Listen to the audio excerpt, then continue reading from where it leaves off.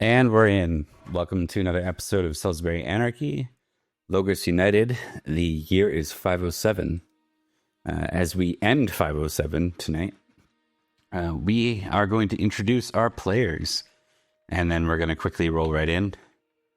We're going to start on the left with Thomas. Hello, my name is Thomas, and I will be playing Sir Edrich of Winterbourne, Stoke, Marshal of Salisbury and Baron of Vagon. Excellent. Mark. Hello, I'm Mark, aka the Gatsby and I will be playing Sir Florence of Idmiston, the maybe new Earl. We'll have to see how things go. I'm excited to see how things unfold. That's me. And Liam.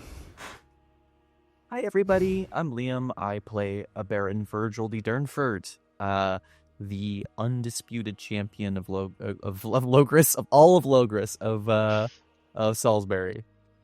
Trying to one-up Trent, champion of Summerland.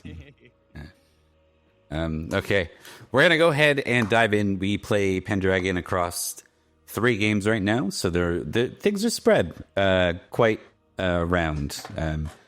There are some crossover episodes that were between these ones, and we're picking back up. We've had one already with Salisbury. We'll be doing our final one for the year 507, where some shit's gonna hit the fan, or rather, things are gonna come to an interesting center, let's say. All right, we're going to go ahead and pick up where to begin. I got Sir Virgil, but I have Sir Perin's picture, so that's weird. Let's fix that too in the meantime. But while I'm doing that, we're going to go ahead and check in with Florence.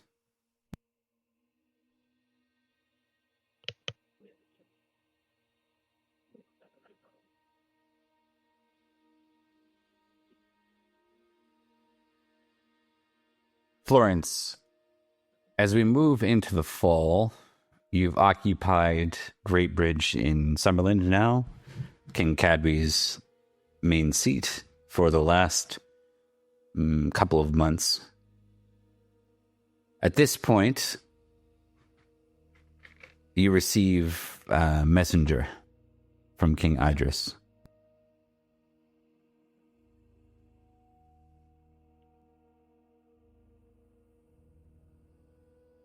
All right. You are walking again, probably. It's been like 8 weeks. So. 8 weeks. You can get 8 weeks. Feeling. 8 weeks time ceiling, yep. Let's just do 8 times 3. All right, Florence, you have a bonus card coming in, it looks like. Yeah. Oh, no, for Liam, apparently. Oh, there's 3, okay. So first one is for Florence, second one for Liam, and third one for Thomas, I'm assuming. Yep. Let me tell you, Lassam Bruja, that +1 to swimming is really gonna come in handy. Oh, yeah. I'm really looking forward to it. That time it You does. say that the sarcasm, Bob's gonna drown you. You fell by 1 point, and so that was Mark, Liam, me? Yes. yep. It's written out in the chat there. Awesome. Okay. So what do you do, Florence? Well, he receives the messenger as he is prepared. Like currently, he's spent the rest of the ages fortifying the main castle, ensuring that it won't be taken again, and also holding celebration feasts for all his men and people that did well during the fight, ensuring that they're well rewarded for their efforts. Okay. You, the messenger comes in and lowers himself a bit, and because you are in a position of military command and a baron.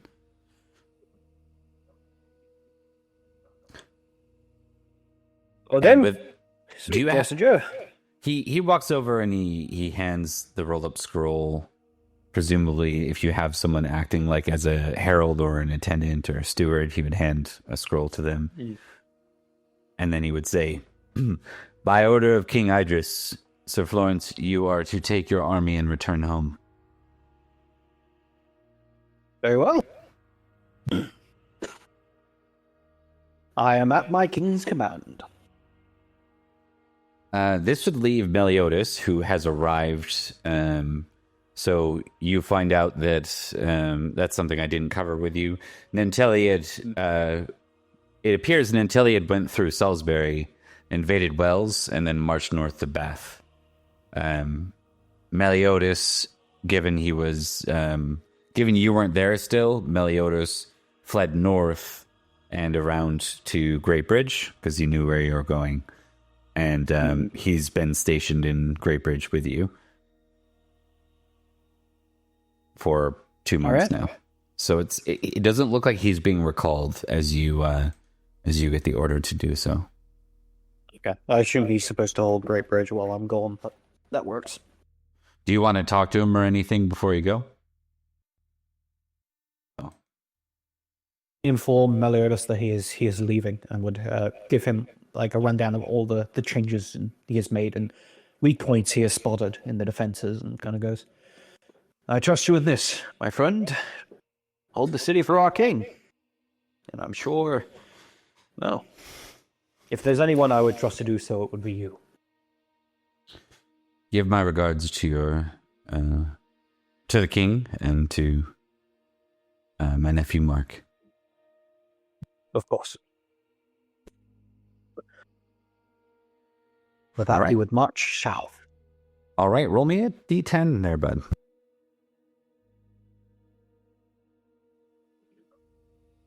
I think that's honestly the most Canadian you've sounded to me, Bob. Thereby? Is with bud. Yeah. Hey there, bud. Hey there, buddy. Hey there, bud. You gotta do the Newfie accent. That's where you really succeed. Yeah.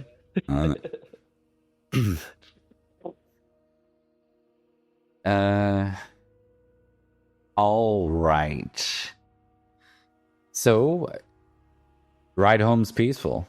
You're not contested. You see that Wells is still in the hands of Nanteleod's men. They do not engage you as you pass. They do not allow you to, of course, pass through. So you're kind of your trip home is complicated, and that you're not really offered hospitality in your journeys home. So you're tenting a lot, and the weather's shit. Give me a con roll. I got a funny idea. All right. Oh, I already see where you're going with this. Damn it. Oh, he succeeds though. It was close. I was gonna give Florence a cold. Yeah. Okay, so you make it back to your county. When you arrive, it's not long after arriving before you're summoned to, I'm trying to remember, I think it's Ilminster. It is the city, or Exeter, whichever one is the Ascalon one. You're summoned, so it's like you get home for like less than a couple of days, and then you receive it's more of an invitation than a summons, but it's Prince Mark, so it's basically a summons. Yeah. He would march himself to Exeter. Okay. As you arrive in Exeter, you see the banners of Idris, obviously. You also see other banners that you haven't really seen in a while that you're familiar with. You can roll heraldry +3. All right. This is his family's jam. Heraldry +3. I can no longer fail this. 13. Okay. As you ride into the city, you see that Sir Urban's heraldry is present here as well. All right. And you make your way into a gathering with Mark, and it looks like the only other sort of noble of note is Urban. What do you remember about Urban? That he is my competition for control of Earlship. I also know he was sent to Dorset, and then for a while was working closely with the prince until Florence wormed his way between the two of them and was like, I will do anything to get this position. And he was like, be a war hero. All right. Will I quickly look up something?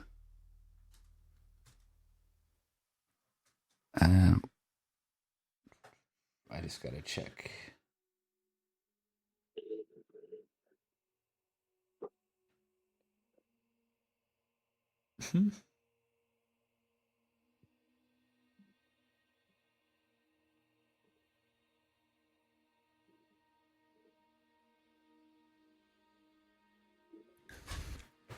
Okay.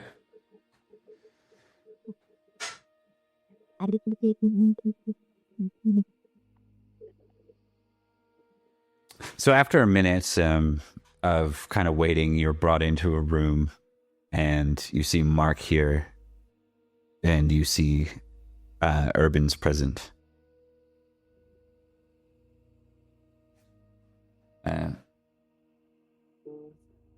When you're brought in, it looks like Urban is just leaving. He walks by you and gives a slight nod. It's an air of discomfort as he says, Sir Florence. Urban.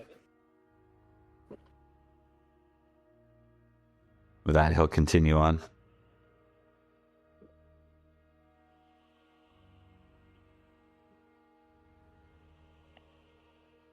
Florence would make his way forward towards the prince.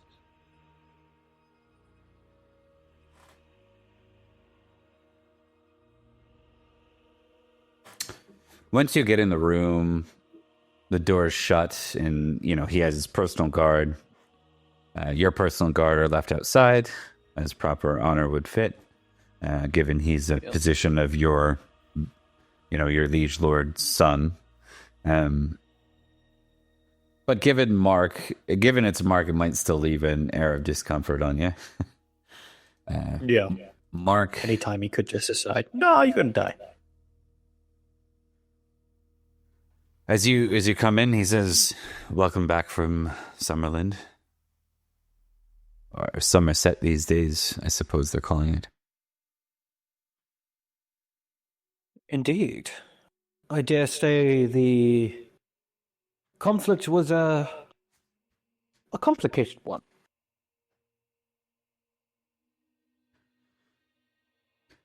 Indeed.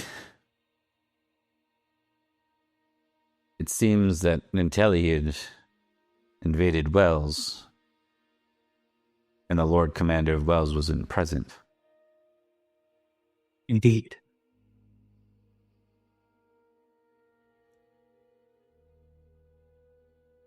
Why wasn't the Lord Commander of Wales present?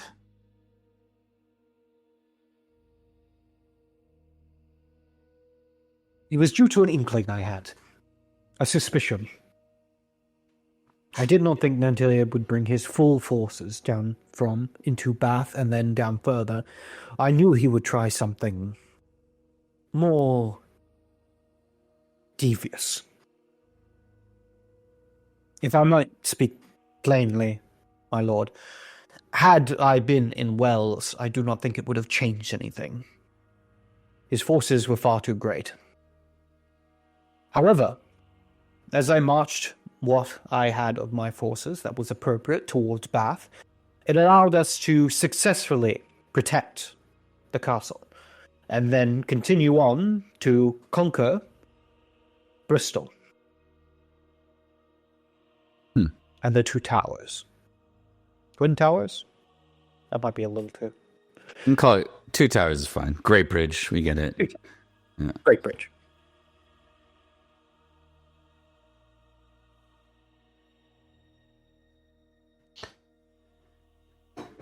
That is one way to see things.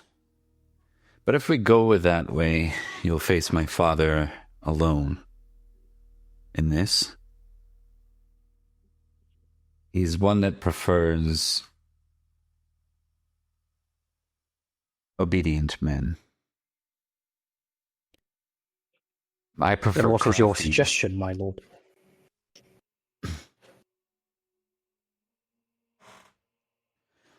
That I gave you the intel that Nanteleod was marching to Salisbury. That you use that intel to march north and support the invasion of Bath.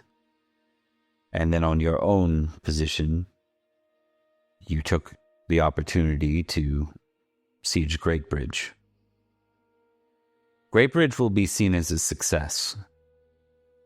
My father means to have his diplomats meet with Nanteleods this fall. He says in a few, what would he say? In less than a month. I suspect that the two will find peace, but holding such a position as Great Bridge gives father some leverage. They'll get something out of this white peace.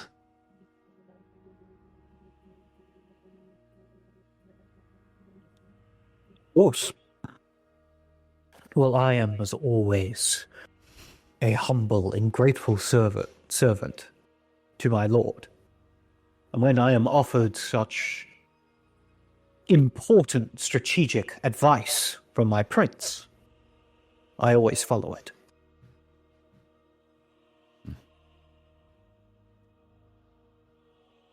Of course. I trust that's the case. But are you truly prepared to do what is necessary for Cornwall? Even if it means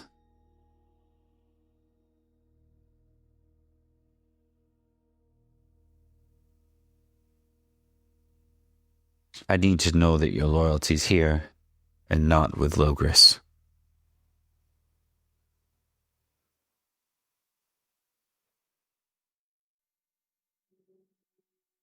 I have seen firsthand the power of your father. He does not wield simply a conqueror's might, but the majesty of a true king. It is to him and to his crown I am forever loyal. And it is to you, as the inheritor of that crown, that I shall stand ever loyal, ever so. When I swear an oath, it is not just the oath I swear, but the oath of all my descendants, of all my blood, whether they know it or not. I am of the axe now, an ever loyal servant of Cornwall.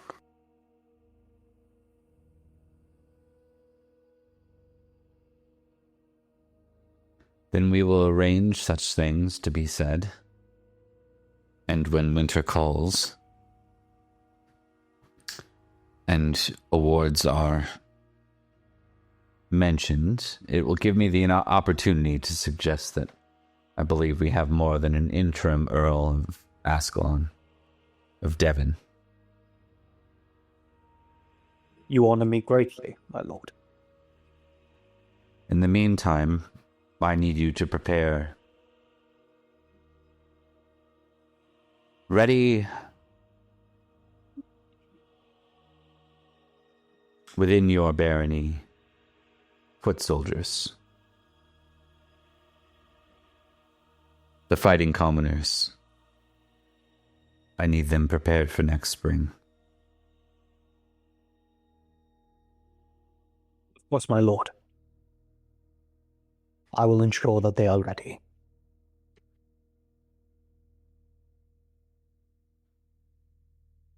Okay.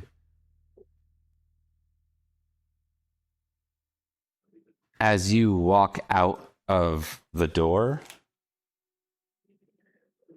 another envoy is walking by. There's like 10 of them.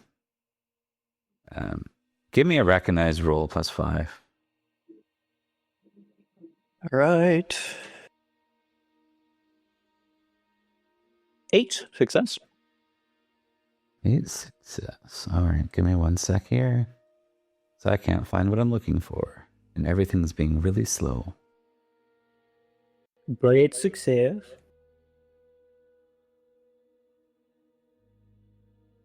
Come on. 1 sec. I gotta figure out why my machine's going crazy here. I shall do the customary dance. Yeah, thank you. Shouldn't take long.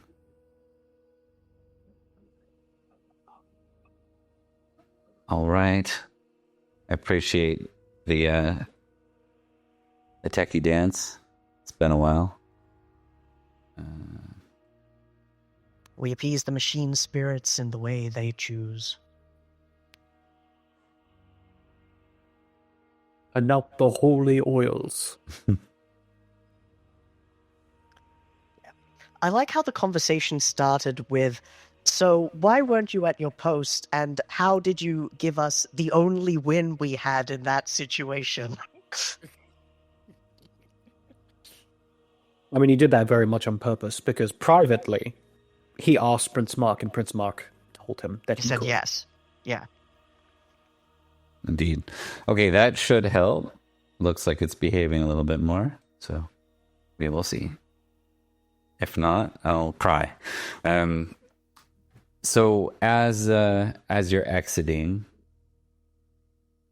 you see a number of riders. They aren't really marked with any sort of formality, no heraldry or anything. But as you pass them, you see at the front of them Prince Kenric of Wessex.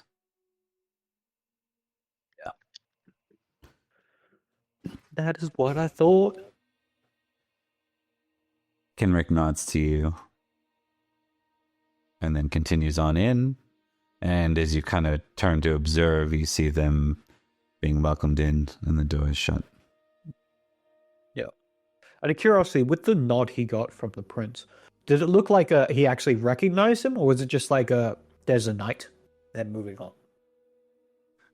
It looked like this was arranged, like just kind of like Irvin's meeting and your meeting. Mm-hmm. Yep. All right.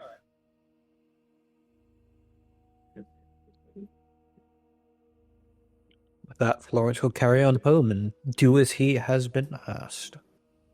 And will wait for his summons from King Idris. All right, makes sense to me.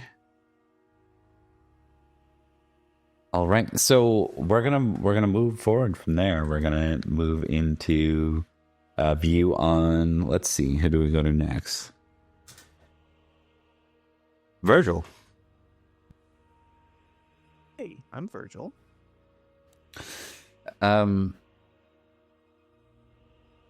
What's your focus moving out of summer and into autumn?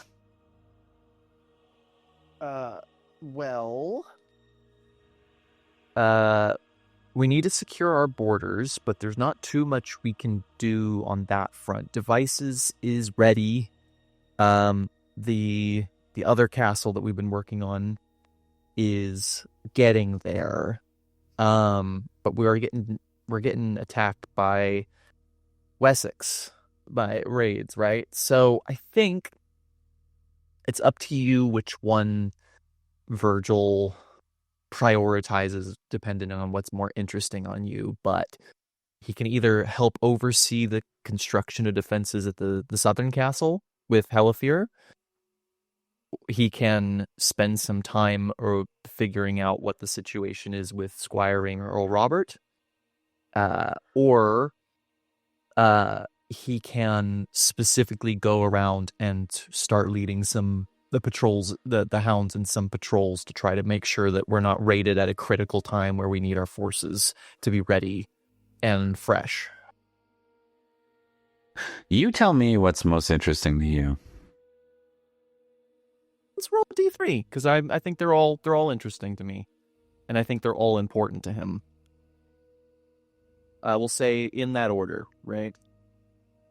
Okay. Looks Southern like defenses. Defenses with healthier it is. Okay. So forgive me, it was Healthier and then Robert. Sir Robert, right? Yeah, Robert Demir. Robert Demir.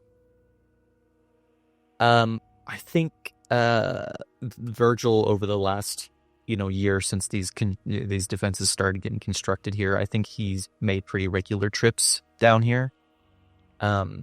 And I think even though it's technically more suitable for Robert to host, I think Virgil helps pay for a lot of the feasts. And if I'm going to be down here and I'm going to be taking up your time to make sure that you build these things and you're putting so much money into it, and I'm putting so much money into it, I think I would like to make sure that you don't have to worry about accommodating me and my people. So I wouldn't mind having a dinner between the three of them, or Sure. Why don't we do that? Why don't we do that? Why don't we assume it's you guys plus your immediate folks? We'll make this a 20 Libram feast then. That'll cover the whole. I can't remember what the glory reward is for that. If that's just 20 glory, or if it's more. Can look that up in Book of Feasts.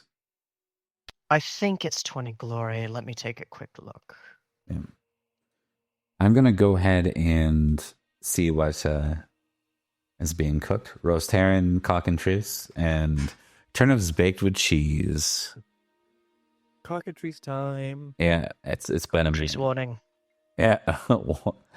We do need some kind of warning that flags up with like an alarm whenever a cockatrice. Oh, Megan does it every time they post it. They give a trigger warning and censor it, but they send it every time.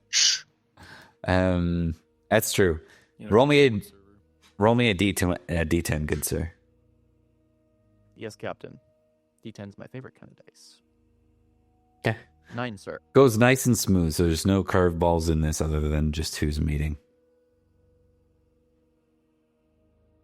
So Robert Demir, yourself, Helifir, and then, equivalent supports from each of you for the men who serve you. And it's Robert with an H, along with Helifir, who we strangely have not done art for. I keep forgetting to do art for him, but that's okay. Right. I think Virgil talks a lot about specifically the raids in Wessex recently. And I think at one point he pitches to the table and he goes, I suppose I'll have to take a step back if Earl Robert decides that he wants me to be his sire. What do you two think? I've been a sire to many squires, but I know that there are whispers about how suitable I would be for such a role. Helifir says, I think you would do just fine. And Robert says, the boy seems to take a liking to you, Sir Virgil, as for some time. Yes. There is one caution you may need to be aware of. Only one?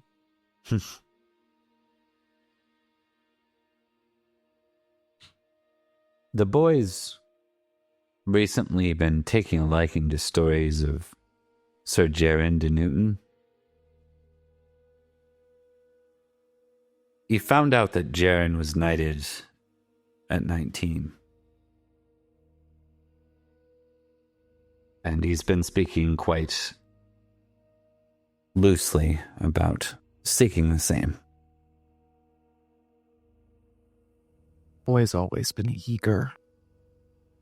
He has much to prove, I think, in his own head, if not to us.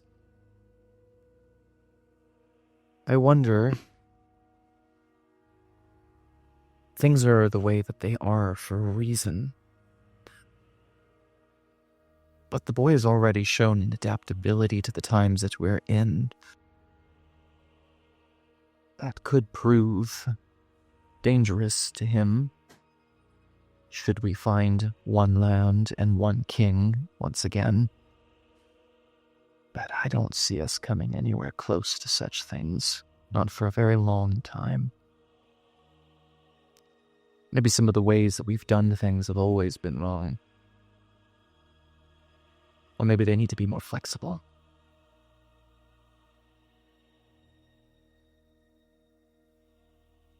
Well, Halifax says there are reports out of London, though not official yet. It seems they might have been successful in the siege.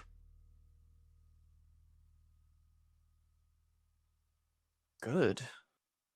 That'll free up a great deal of the countryside. Hopefully trade can start flowing a little bit more freely. Though, I trust our bonds with Silchester. I don't necessarily trust their sense of kinship, if that makes sense. Helifair doesn't really add anything to that, but Robert gives a nod of agreement. It's wise to be cautious. As much as Lady Janna will forever be Salisbury in blood, Ulfius's boy Ufo is very much his own man. And aside from honorable and hospitable, there's no clear sign one way or another about where his politics lie, not while his father remains active. It's been a very long time since any of us were countrymen, certainly. Well, I only hope... I don't know. It's hard seeing the world so simply when everyone else seems determined to complicate it. I've had to adapt quite a bit these last few years. For me, there have very rarely been hard choices, just hard consequences.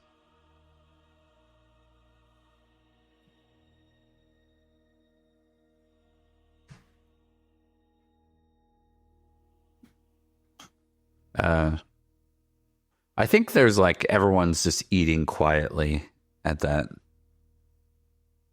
It's kind of like a sullen moment.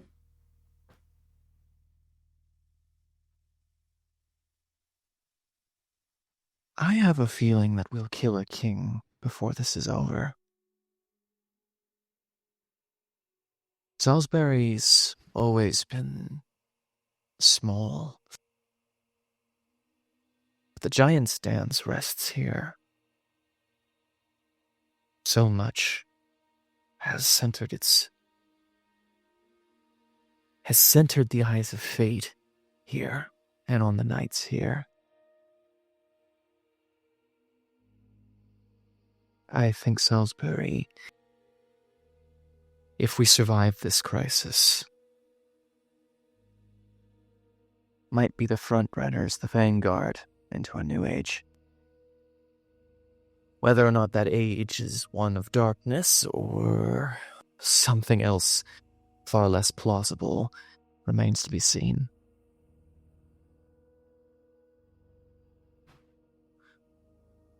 So Robert, kind of in a diplomatic way, disagrees and just says, "I'd caution against any assumption that we are at the center of this land.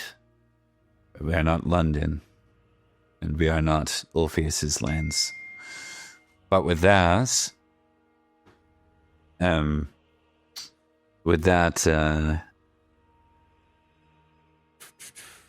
Helifir says, though your borders do contain Winchester, and though it hasn't been used much outside of Constantine's days, It is, in fact, a royal holding.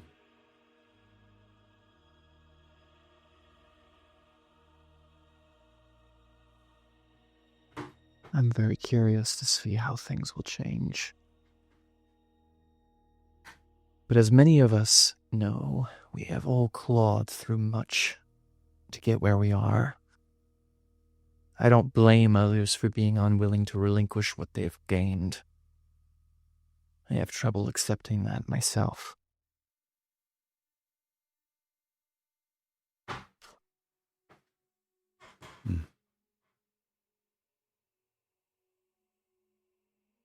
Let us continue to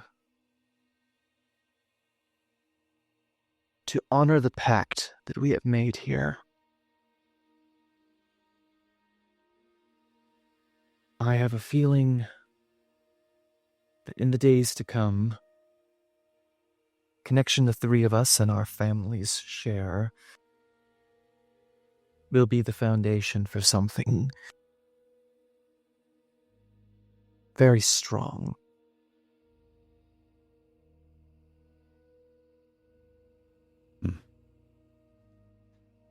And with that, Robert will raise his glass. Virgil will need it, and he will desperately try to avoid eye contact from his wife, and he will drink to that. Okay. We're gonna take a quick early BRB. I just had something pop up that I need to address, and I'm gonna do that, and then we'll be back in 5. All right. See you in a bit. It's just time sensitive, so I'm gonna respond to it. Thanks. Okay. We're gonna cut over to Edrich. At that point. Indeed so. Edrich, you are called into Sarum on a summons. Edrich answers those summons. This is not an unusual occurrence, being martial. As you're brought into an audience, you have, let's see here. Earl Robert's here. His mother's here. And man, my machine is not cooperating. The Seneschal is present. And the Dowager Queen is present. It's been some Indeed, time. so he will be watching his words. So Igraine is present. Oh, different Dowager Queen. Yes, this is the one I like the best. Mm-hmm. I thought it was the ambassador from Cornwall. I like Igraine.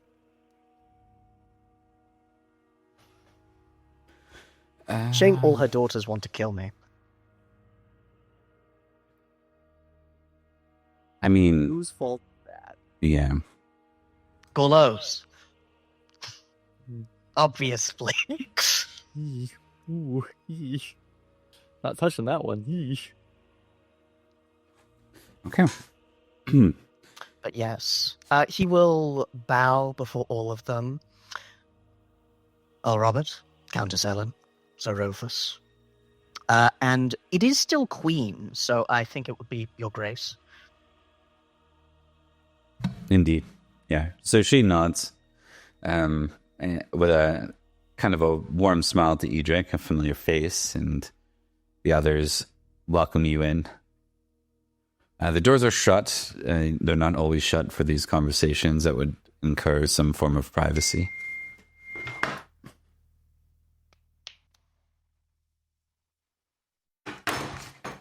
I'm about to hack my phone across the...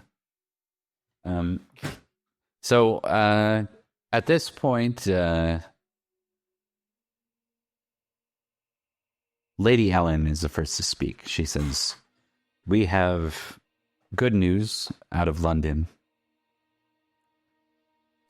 Duke Corneus was successful in liberating Londinium.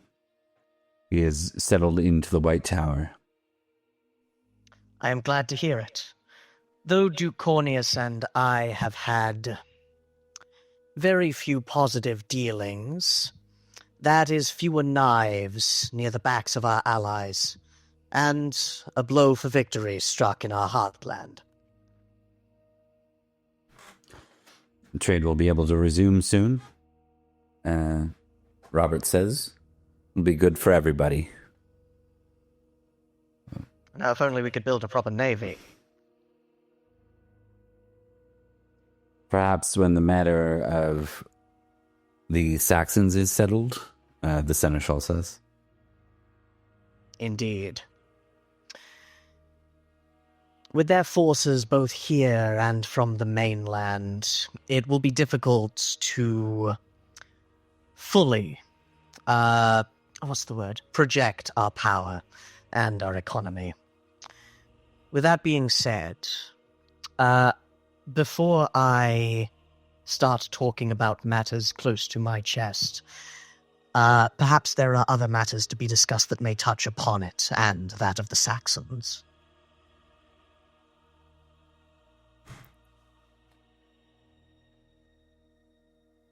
Robert's the first to speak. He says, "We brought you here for an errand, though you're unlikely to go until the early spring." I see. How may I serve?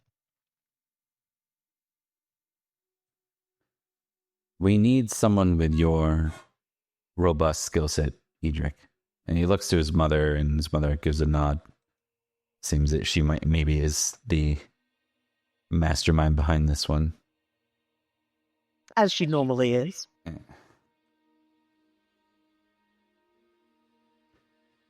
It seems that the Centurion King and the King of the North have settled on some sort of terms.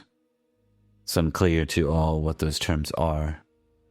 There was mention of the armies of the Picts and the Northern Cymry raiding and invading into Malahut, into into Nohot. But the outcomes don't seem as definitive as we all thought they might be. I see. You mentioned that the current state of affairs is unclear. Is there an armistice? Have they stopped attacking one another in exchange for terms? Or is the nature of my task to determine what those might be? There's very little news out of the north. The Queen has agreed to act as a diplomat in the Centurion King's court. We would like to see that she does so under a very careful guard. I see. That duty I can fulfill. Though internally he's like, ooh, I'm going to talk to a bunch of expansionist kings whose wives really want me dead in the presence of their mother. But he says, and I shall protect the Dowager Queen with my life. That being said, in my absence, though it is unlikely to take me too far into the spring, it is entirely possible that the Saxons may send a larger force. With that in mind, I would recommend preparations that I will see to before I depart. We need more than that, Edrich. Robert says, "You will be gone and absent as marshal. We need a marshal named in your place. We thought not to bring this before the council. We want to hear your words, your advice. The front runners, quite clearly, are Erwin and Virgil. I have one question, albeit a selfish one. Will this transfer be permanent, or will there be acting marshal in my stead? Acting. Then I've got a question for you, Bob. Between Virgil and Erwin, who's got the higher battle score? I wonder if you even know that. Yeah, because I've commanded them, and I've fought with them. I don't think you know a direct number, so don't share that, please. Yeah. Virgil, Yeah. if you can... You don't love your friend enough to know by heart. No! Virgil, what would be known is, are you famous in it or exalted in it? If either of those are true. Famous, not exalted. Okay. They are both famous in battle. Indeed.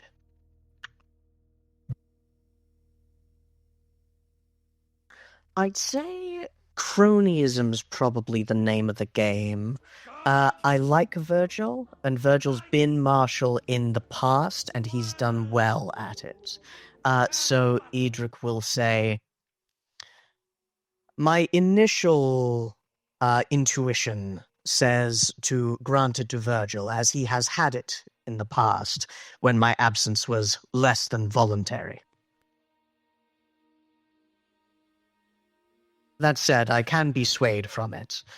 Both he and Owen would be excellent choices, and our foes that are to come will likely be straightforward for the most part. I just want to verify, because we did have someone that subscribed at that time. I want to make sure I heard that correctly. You named Virgil? You put forth Virgil's name? Yes. With the caveat. Virgil's name was... You can be swayed. Yeah, with the caveat as... Yeah. Exactly. I could be swayed, but Virgil's done it before. He's done it well.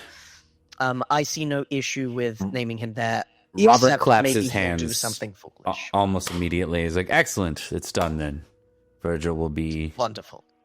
The interim marshal, and we can move forward from there. That's my guy. Even if he wants to kill me, I want him in charge. But that being said, Edrich will say, with that in mind, and with London likely to be liberated, and with me not being present, I recommend reaching out through Lady Jenna to Duke Ulfius or his son Ufo.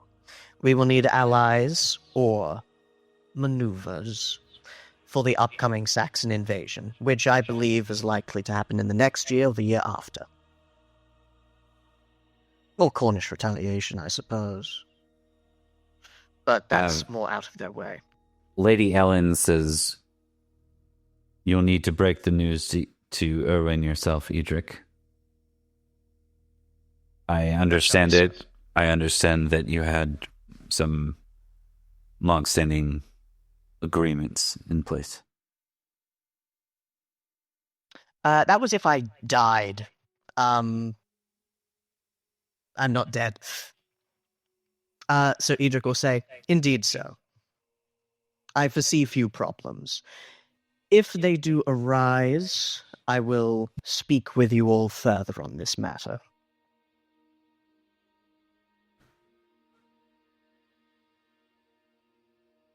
One other thing, Sir Edrich, Igraine says. Of course, Your Grace.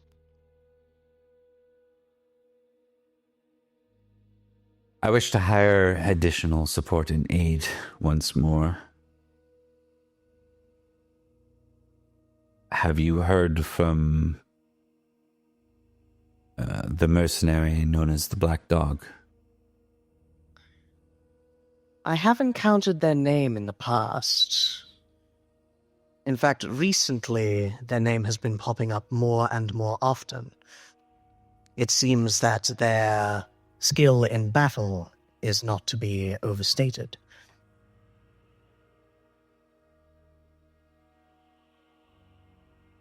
Though I have not had the pleasure of working with them. He lies. Like a liar.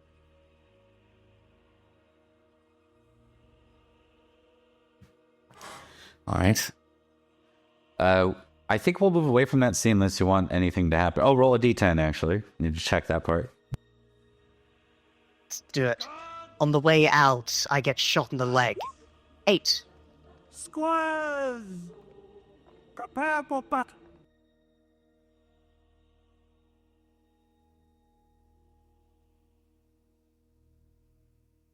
Well, that's pretty freaking straightforward. That's a hard no.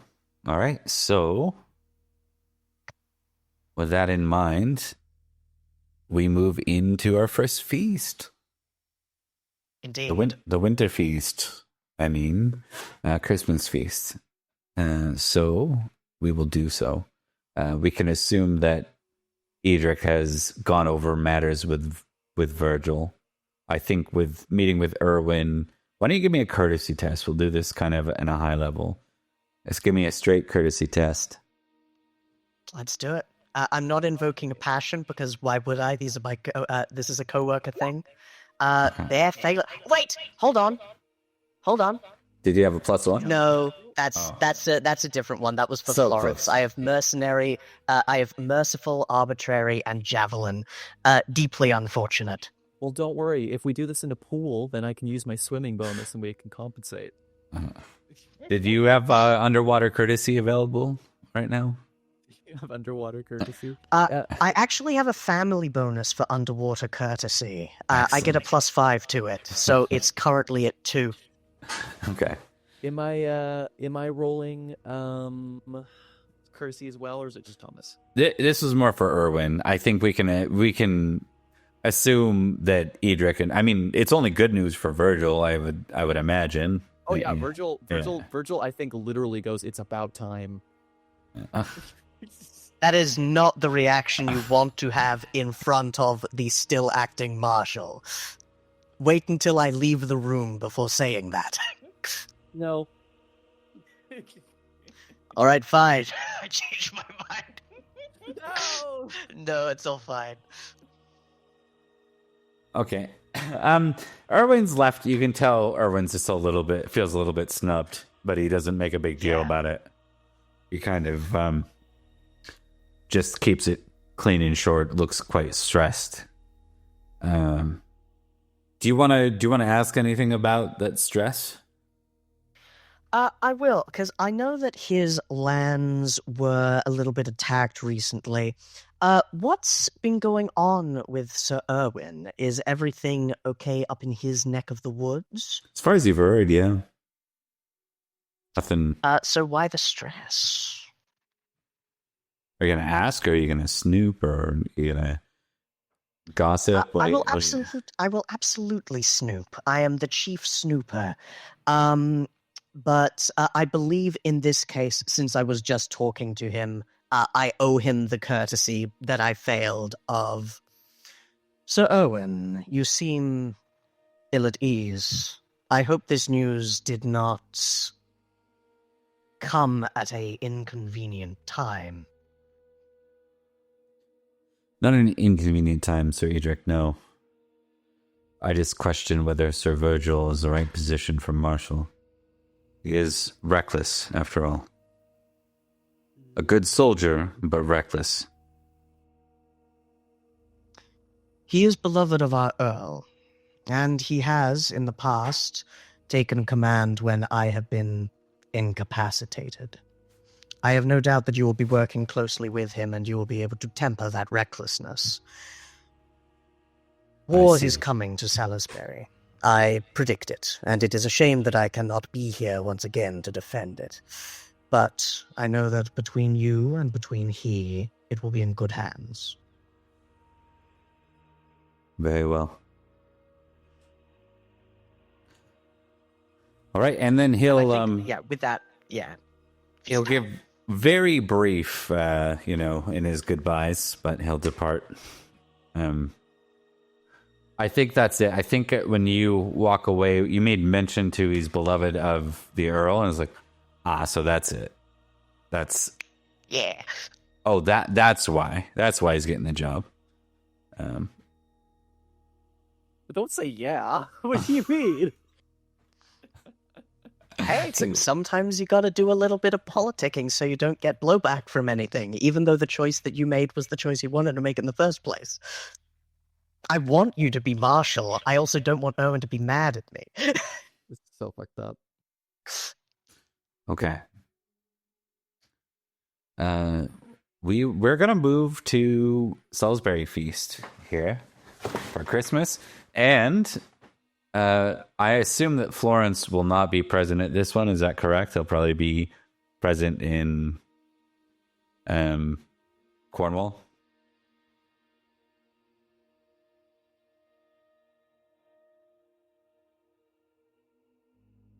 I'm gonna assume yes. Otherable nose blowing. Yeah. While Mark's dying, I'm gonna assume yes. He's got a cold. Yeah. Are you with us, Mark? Yeah. Okay. But yeah, Sorry, he asked about. He's asked about who's going to be at the feast. I said no. I said specifically Florence isn't going to be at the feast. Probably not. Yeah, I'll be in Cornwall. Yeah. Okay. All right. So for this feast, you'll be playing Rhodri for the first time in a very long time. Easy. Back again. Rhodri is back. Tell a friend. All right. You know what? We're gonna do a quick couple-minute break just so I can switch scenes and everyone's not stuck waiting for that. This will be our last break, and we'll be moving in from there. All right, we're back just in time for me to cough. We are back with our feast. That's how you get numbers. Yes. You start coughing immediately. Yeah. Okay, we are at Christmas feast in Sarum. This will be a 3-round feast. Just want to verify, Mark, because we realize that Florence is stuck between a rock and a hard place. He has something he wants to do in Salisbury and something he wants to do in Cornwall. Yes, so unfortunately, Rhodri will be taking his place here and doing something on his behalf. We will see if that's the See how that case. goes. We'll see if that's the case. How are you handling getting information to Rhodri? Through my jugglers. My traveling jesters and jugglers. Okay. Do Sure. my counter spies intercept this message? Let's not only do we have counter spies, but we also have a border patrol now set up in Mir and Vagon. So we'll see if they get nailed as spies. We're gonna give them -5 of actually not -5. We'll do a -3 for There's going to be a contested roll, Mark. I need you to make an intrigue roll with Florence. Let's start there. And you can't impassion because it's not you doing it. Yeah. Yes, his jungler's doing it on his behalf. And which role is it for me, or do you want me to wait until after he's done? Just wait for a sec here. We're going to see if he fails. Okay. 17. Okay. Now it's for Virgil. We'll do Thomas, your spies first. Your intrigue -3. Yeah. My spies already know about the jugglers, so they're familiar. The crusty jugglers. But that's still less than he. Mm-hmm. And we're gonna do Virgil -3, intrigue -3. Virgil -3. All right, here we go. My favorite part was when the jonglers jongled. Success. They jongled all over the place. Yeah, so it looks like Florence managed to get this message in just greatly enough. Since he's not doing anything wild like carrying arms, we'll say that this had to be a verbal communication by your jugglers, not something written or that would have been found. Yeah. So why don't you give me a orate roll a d20 versus 10. Let's see if there's any curveballs in this. 3. Success. All right. So it's conveyed. It was conveyed well to Rhodri. All right. Florence shits gold once more. Yep. Everything's coming up, Florence. He really, Shit of gold. he really has been the most lucky of characters in this entire run, and like, which is funny because Edward's probably still the least lucky of characters in this entire run. Exactly. Florence took all his luck. Okay, That's what happens when you're a trueborn. right? Except that he's not. Except that he's not. Except that he's not. Well, he is just. Well, I mean, You're a royal bastard. a royal bastard. It's an upgrade. Yeah, It's an upgrade. it's an upgrade. Okay, Just a bastard. A royal bastard. Elaine is here still. Eliabelle is here still with Tristram. Okay, and we can start there. We'll start with our app rolls. Let's see where y'all are sitting. I get app advantage, luckily. Success. You needed it. Why do they keep putting me below the fucking salt? I am going to kill the person in charge of the seating arrangements. And I guarantee they will have put out a life insurance policy. Virgil's app roll. Mark, what is it? Remind me again, Mark, what is it for fashion, for the guy that does the fashion stuff? Oh, it's their fashion skill, which should be in your entourage. You If you don't test their have it, fashion, and applies then it if to they succeed, you get a +1. usually. +1. Yes, you get +1.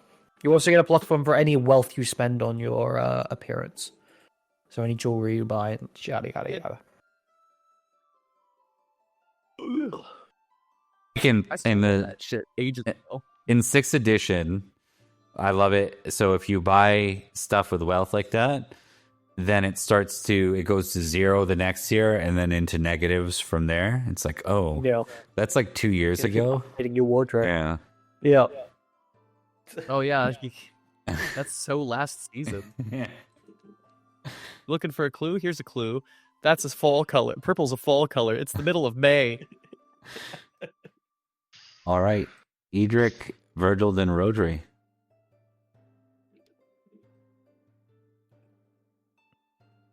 Edrich, it is your go. You have 3 rounds for this.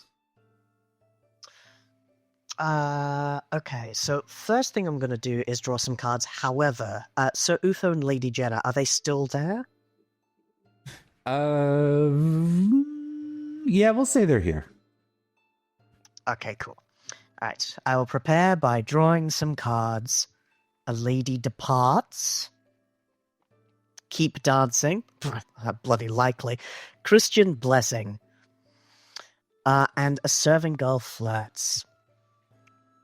Alright, a lady departs. A lady is preparing to leave the feast, and you may escort her to her chambers. It's a courtesy roll. And if I critically succeed, I roll lustful. Then there's keep dancing. I don't think I'm gonna. Serving girl flirts. I would prefer to kill them. Christian blessing. You receive a blessing from a holy man present at a feast. I think of all of these, I feel like Edric's probably gonna do... Let's do a lady departs. It would be nice to have a Christian blessing, but that's only 1 Librum. So Alright. let's roll some courtesy and see how it goes. Critical success. Oh, wow. I don't want to... You roll didn't expect that, did you? You didn't expect that, did you? It says... I didn't. It says you may roll lustful versus her chaste. I'll leave that up to you, Bob. Do it. Do it. Do it. I'm not gonna cheat on my wife. I love her so much. Okay, here's what I'm gonna do. You have to make a chase versus lustful roll. You can choose which one to roll. You only roll 1, so pick the one you want to roll. And if it succeeds, then that moves this forward a bit. I'm gonna roll chase. I've got a chase to 15. Fuck. Come on, I You're could not see Gore sabotaging Tricks right me, there. My wife Yeah, can throw me. I was waiting for the Gore Tricks moment. I just like, I'm not that stupid. My wife can throw me. Oh, yeah. So two geniality, 3 total. Yes, Right? 3 geniality total, and I take things. Indeed. All right, that brings us to Virgil for and I round 1. get 1 whole glory. All right. He's gonna move these down for you, and it's Virgil's turn. Thank you. Virgil! Virgil. Boy, Virgil's really wrecked his social life here, isn't he? Yeah. He's just. Why don't we prove everybody wrong, and I will roll some cards and not get into a fight? How about that? Is it 4 cards? Yes. Drunken Lout. All right, off to a good start here. Pagan Pleasures. Ooh. Fashion Disaster. And Host card. host card. Man, I wanted to get into a fight. I mean, I didn't want to get into a fight. I wanted to stop that, so it wouldn't happen. The host heard your, what does that say? Sense, and wishes to quiz you on your expertise, your best skill. Oh, okay. Response. All right. Yeah, this is good. I gotta teach my little boy how to sword, I think. Or honor? No, because honor's not a skill, it's passion. Here's how you throw a man to a table. Let me tell you how to choke slam your best friend. You've never met the host before here. Oh, I haven't, because it's not. We're not. This isn't at Robert. This isn't at Serum's, so it's not. It's absolutely in serum. I'm just being sarcastic. So. Oh, okay. You're making a joke. Okay. Indeed. I Met you him plenty scared of me, Bob. I times. thought I missed something. Yeah, he seeks you out pretty much all the time. I was like, oh, Virgil, congratulations on the marshal position. Yes, my last time in the role was short-lived. I'm looking forward to proving it's a correct decision, or a good one, at least. Say, do you ever, do you know how to get your sword through the gap in an enemy's armor? I've practiced many times. Oh, well, there's a trick to it sometimes. A lot of knights will just barrel their sword and try to get it in the right position, but clinching and grabbing onto the enemy is often a fine way of making it happen otherwise. Here, let me show you. And he picks up, like, I think a fork, and he's, like, legit trying to demonstrate with the fork. Yeah, he's laughing as you do, and then Bar's standing there like seriously eyeing you because other people are eyeing this happen to the Earl. All right. Success geniality. Two geniality. Yeah. Two geniality total. True geniality. One for the card and one for the success. Oh, and one Have for you the ever watched 2 grown men wrestle? You like gladiator movies? Yeah, God. Good airplane reference is good every time.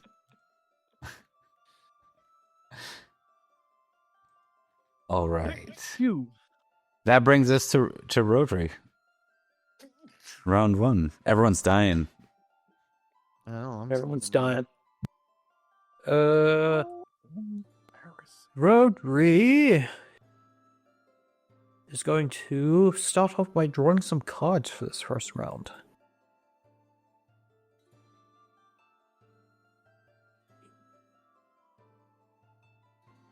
Mercy, my lord.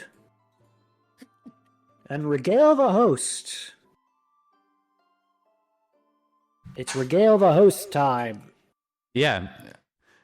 This is great because this is probably like this is probably Robert. Let me just think about it. I just need to see what the failures are. He's like, tell me about the war in Somerset. How was it?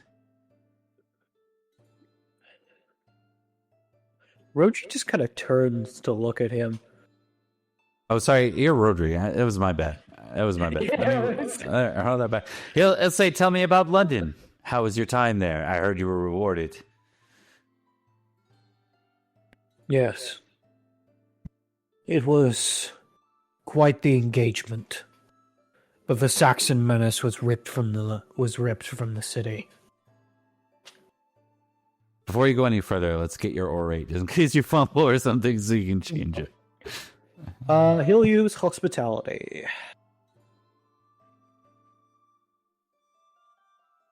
So you don't go insane. Just straight orate. Yeah, no.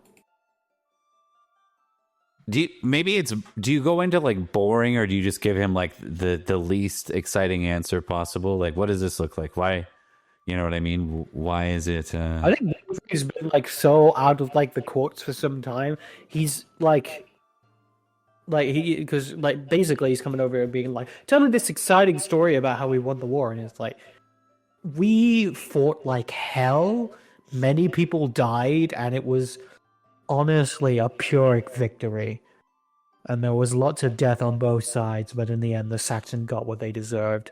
And it probably talks about the time where, like, he was trying to do some espionage, and he ended up murdering one of the Saxon lords in cold blood with a giant dagger. I think he'd be interested in that. You must have not given that. I think that's just Like maybe you didn't give a good story. Very shell-shocked.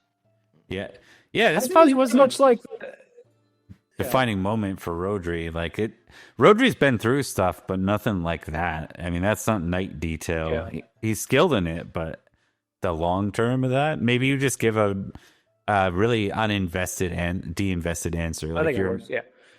How was London? It was fine. And continue seeing his food. We won. That's all you need to be concerned about. All right. Yeah, everyone's like Robert wanted war stories, and you tell him almost nothing, and he seems disappointed. Yeah. So I gave you 2. Is that correct? 1 for the card, and that is correct. One for me on the other side. Yeah.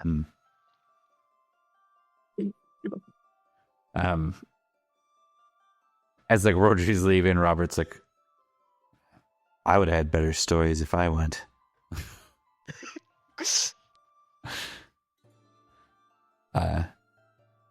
And his mother just glares at him, I think, for that one. A little bit inappropriate. Why are you booing him? He's right. Back to Edrich with round 2. Right. As Marshal, though I haven't quite left yet, I really do want to get Silchester to kind of... We're allied with Silchester, and if we're attacked, they'll come and help us, right? That's the deal with the marriage thing. I don't have to do, like, extra work. That's the rumor. Theory. Okay. In that case, we're probably fine. Maybe. I'm going to draw more cards.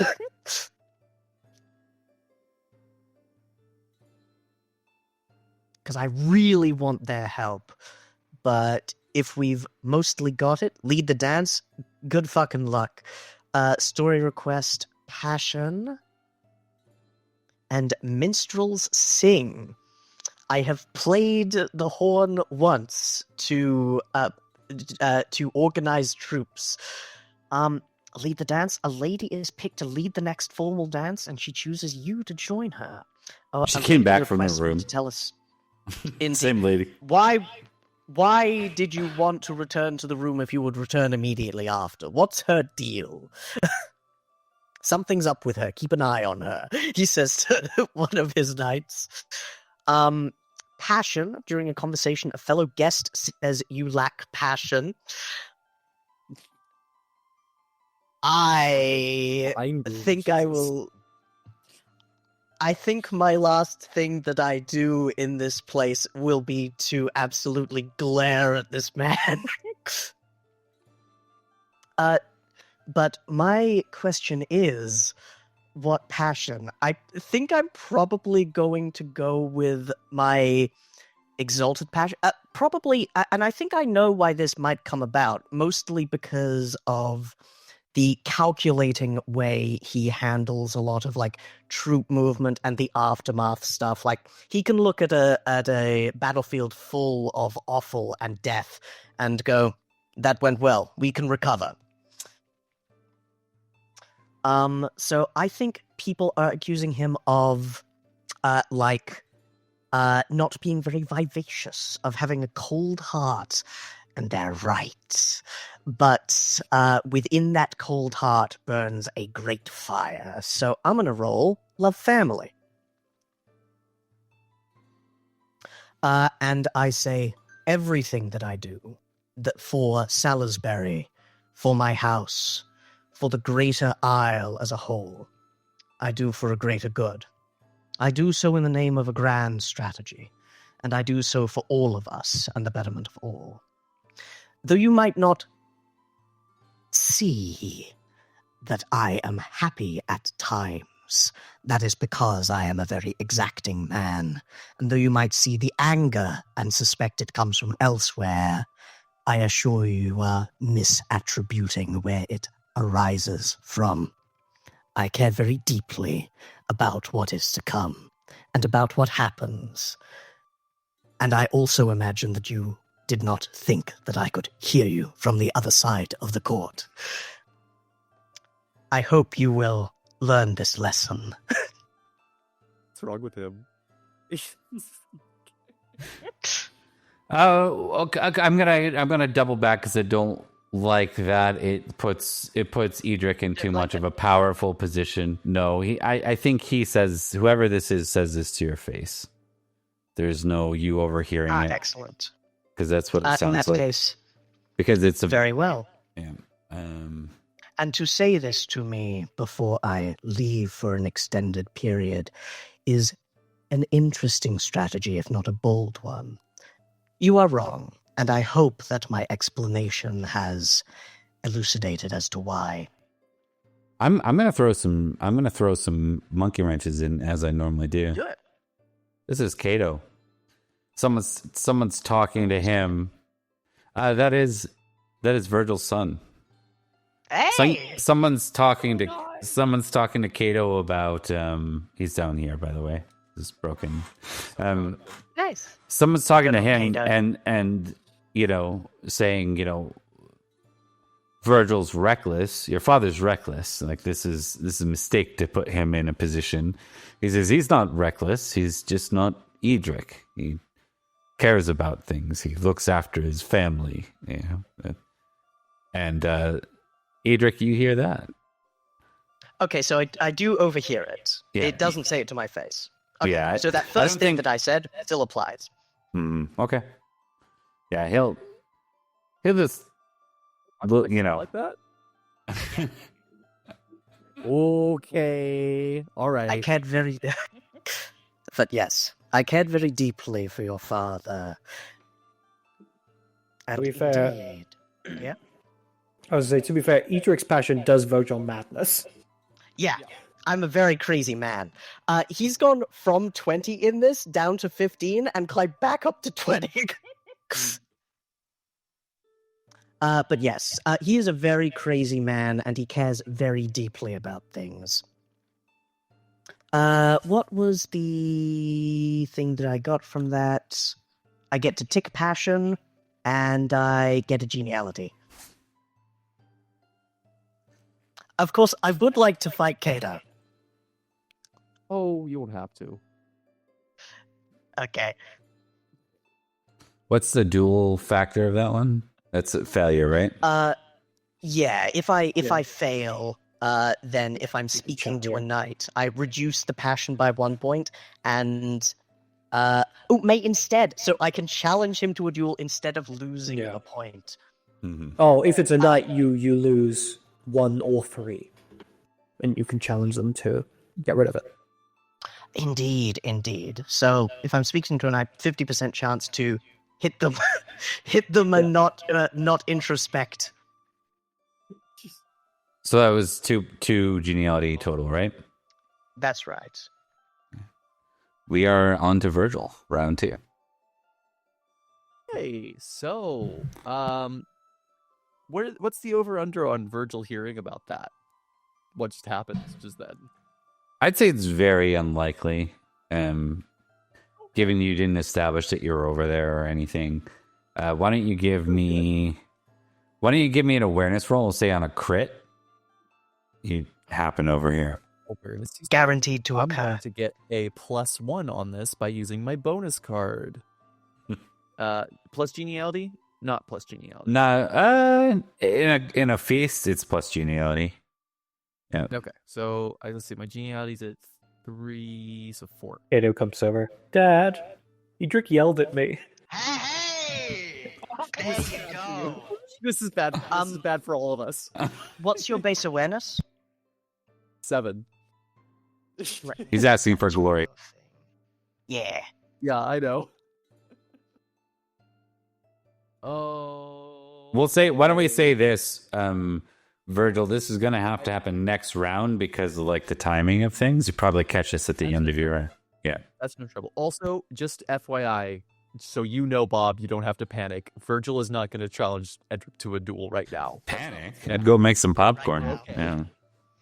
What are you talking about? I'm the GM. I thrive when I get the group to ruin themselves. Yeah.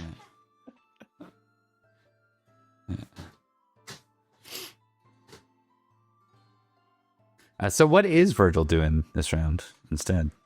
Oh, I guess if that's not the play, then I think I'm gonna keep drawing some cards. Okay. You'll basically at the end of this you'll hear it and then you can do as you will. So. No, leave, be gone. Servant girl flirt, be gone. You don't have to. Let's see. Secret. You're not required to. Platter of your favorite food is served nearby. You ask for the platter to be brought over. Ooh, I love me that cockatrice. Did we roll for the food for this feast? Oh, we didn't. That was the last one that I did. It's cockatrice! This exact one! It's double. Your cockatrice. rolls are fated today. That's so true. Old friends. Let's do old friends. That sounds fun. I didn't read any of these or what my skills are involved, but I'm going with old friends. It's fair. Okay. Test love family. Oh no.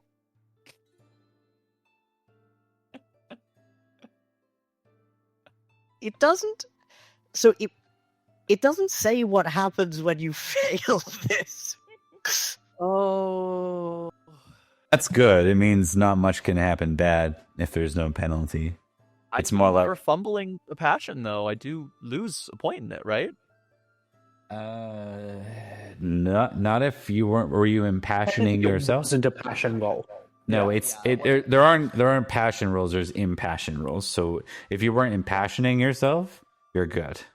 Yeah. It's only when you're impassioning, when you're calling on it and you fumble, that's when you become what we call Sir Cormac. So, so the good news is you only get one. You get one geniality. It ends so abruptly. So an older knight who was a friend of your father's tells you some good stories. He starts to talk to you, and you just like listen, and you just walk away. That's it. He was weak. I'm afraid I didn't know my father very well. Good day. So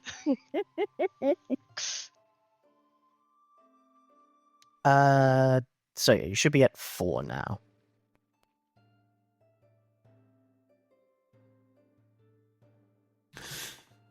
Yeah, interesting. All right. That brings us to Rhodri for round 2. Now, Rhodri has been putting together a plan for the past couple days since he's been informed by Florence what he would like him to do. It's at this point his plan comes to fruition as in through the doors of the feast enter the two daughters of Sir Florence, Sir Robert's nieces. The idea is to draw as much attention to them as possible, as Florence needs one of them to get married quickly. Sir Robert's nieces? Sir Florence's nieces. Okay. Wasn't No, it no, Sir Sir Rhodri's Rhodri's nieces? nieces. Yeah. Okay. Florence's daughters. Oh, you said Rhodri. I heard Robert. It's probably what. Okay. He did say Robert. He meant Rhodri. Okay. I'm following. I'm picking up what you're putting down. We're selling off the kids' nieces. We're selling off the kids. But we're Getting them gonna married. do it in perpetuity, you know? Okay. So how is Rhodri going? Like, what is Rhodri's action this feast? I mean, Rhodri is drawing attention through subtlety and subterfuge. The idea is to manipulate the people so that as they enter, all eyes are on them from every position of the feast. Rhodri slinks into a conversation. Like, hey, who's that? And then he's gone again. Anyway. Exactly. Yeah. That's it. All right. Give me an intrigue roll. He is going to impassion himself with love of family, as this is his family. Fellow Success. crazy guy. I also have a card I would like to use. I think. What did that give me? I don't remember. No, it was courtesy. I thought it was intrigue. Never mind. That's fair, Mark. +10. Alright. Intrigue +10. Oh, and your geniality, so maybe +12. Oh, +12. So it's a 14. I was hoping for a crit. No. On the fucking 4. I hate this game. Okay. It seems to go well enough. There's some interest, but it's not like it's not crit level of interest. I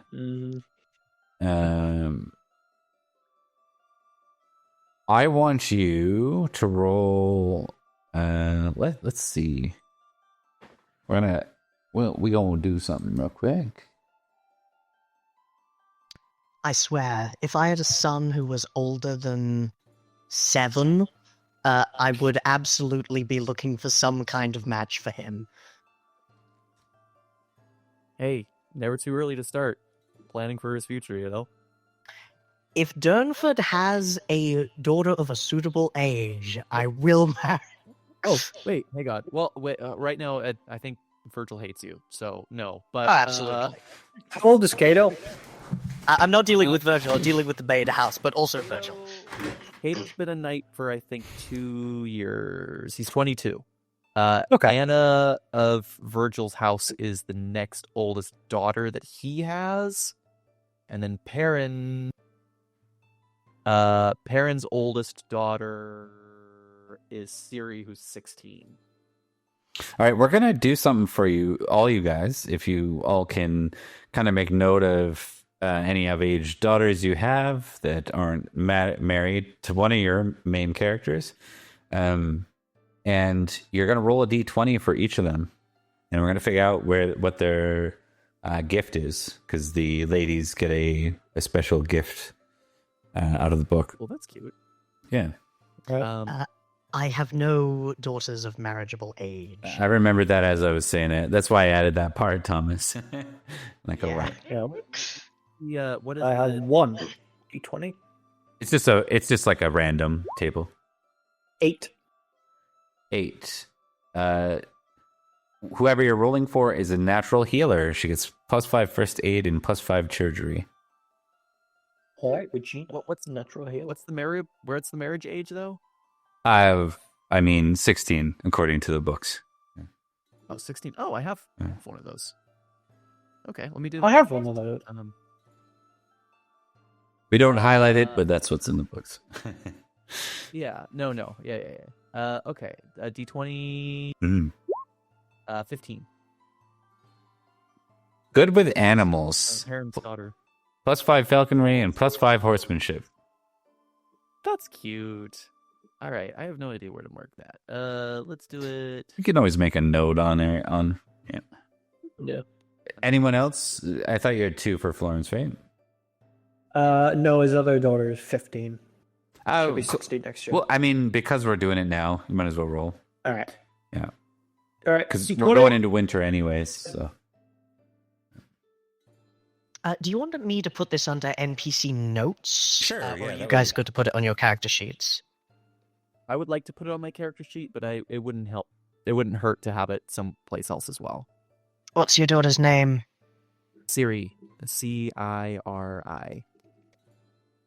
Indeed. So she's the Lady of Worlds and can travel through portals. Whoa. What? Oh. I was like, I'm pretty sure that's not what Bob said. What game are we What's the playing? mechanics of good with animals? +5 falconry. Falconry and horsemanship. Yes? Yep. Horsemanship as well? Correct. I was nodding, sorry. And Mark, your second daughter is also a natural healer. Okay. I guess we're a healing family. What are your daughter's names? Regina and Pomponia. Regina and George. Pomponia. Oh. All right. And specifically only for the ones of age, let's figure out their appeal because that might matter, at least for Mark tonight. Yep. You can roll 3d6. Or sorry, 2d6 plus 6 is how it works for ladies of the court.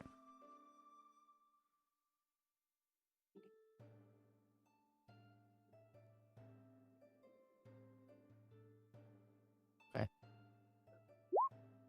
13. 13 appeal. 16 for Ciri. Yep. Alrighty. And we will move on from there. So this isn't a failure for Rhodri. It's just not getting like High Lord's responses. Though people are interested from the political standpoint because it would be marrying a Baron's daughter. What you don't have, Florence, you know, I think Rhodri knows this probably more than Florence does. You don't have manors that go as dowry. Yeah. Right. That's usually something, you know, when you guys are seeking one, yeah, you're usually seeking what's in the dowry. But yeah, you'd be able to offer a lot of librum. All right. All right, wait. We will move to round 3.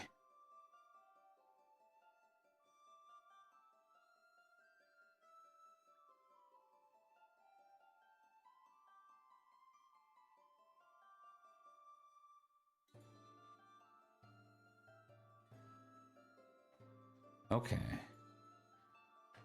It's Edric's turn. After absolutely going off on a child, let's see. Something I might do.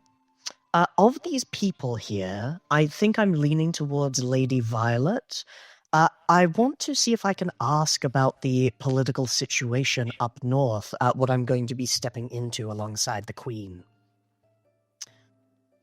So I'm looking for someone who knows the area up there or a political operator, and Lady Violet's one of the best. Okay. You can leave me a roll. Indeed. Do you feel this would be more appropriate as diplomacy or intrigue?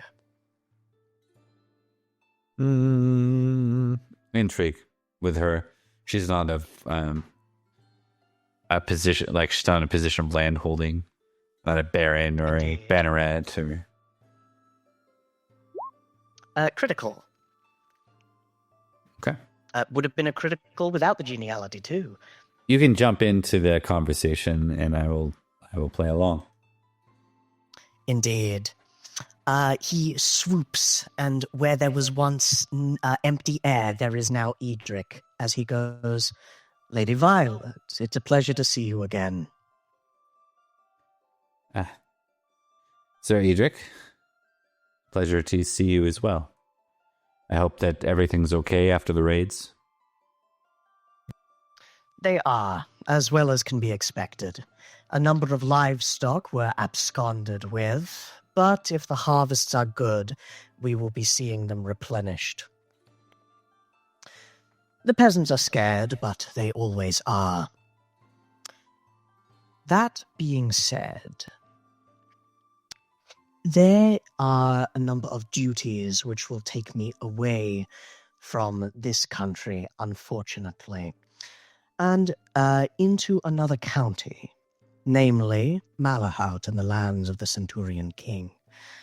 I wondered, for I have kept an eye on the situation up there, but I know that my network and political knowledge are lesser to yours. I wanted to ask your expert opinion on matters up there, especially concerning the recent strife between the Centurion King and King Lot. How might I be of assistance? You won't hear this from me, of course, but I will be riding up to keep abreast of the situation alongside the Dowager Queen.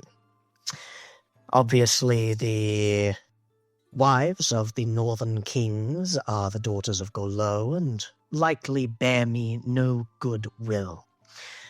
But I wanted to ask you about the situation pertaining to the Centurion King and his interactions with the Saxons up there, and the northern kings and their own internal politics. It is a mystery up there, and it is a mystery I would like to unveil.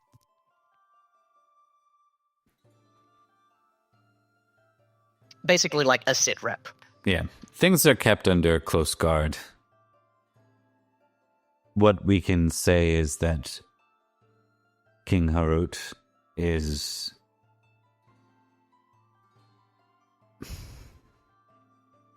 he is not the biggest player in the north. That would fall to King Lot. King Lot's influence has indirectly persuaded Cumbria into peace for some time.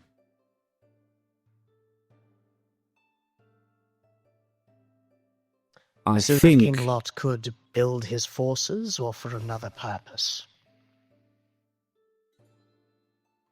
Well, as you know, Cumbria is not Logres. And Logres has been, on more than one account, their enemies. Indeed. The Kingdom of Lothian is considerable in size, and his support from King Nentris and King Uriens gives him a considerable force that could march upon any enemy. They've been sighted in Escavalon,